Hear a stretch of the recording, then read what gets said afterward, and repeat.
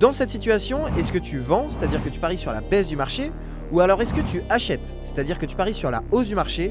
Comme d'habitude, je te laisse 3 secondes. D'ailleurs, pendant que tu réfléchis, j'en profite pour dire qu'il faut absolument que tu cliques sur le lien qui se trouve dans la bio, où tu retrouveras l'intégralité de ma stratégie rentable depuis maintenant plus de 5 ans, qui a fait ses preuves sur des centaines de membres de la communauté ces dernières années, et tout ça pour le prix d'un McDo, d'un Starbucks, d'un bouquet de fleurs, d'une place de ciné, enfin bref, je t'en parle après, on reprend.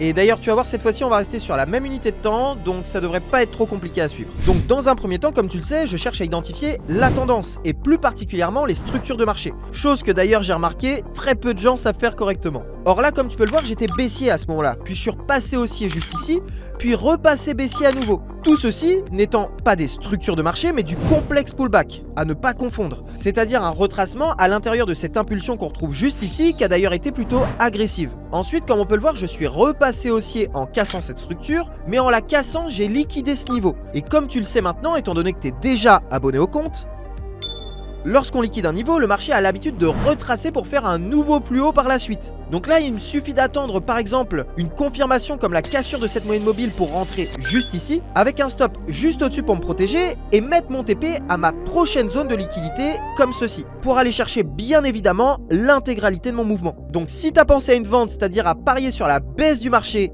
félicitations à toi, puisque comme tu peux le voir, le marché vient chercher mon take profit en m'offrant plus de 3,3% de profit. Et n'oublie pas ce que je t'ai dit, n'oublie pas de cliquer sur le lien qui se trouve en bio pour avoir accès à l'intégralité de ma stratégie. Donc maintenant, c'est à toi de jouer et nous, on se retrouve au prochain épisode.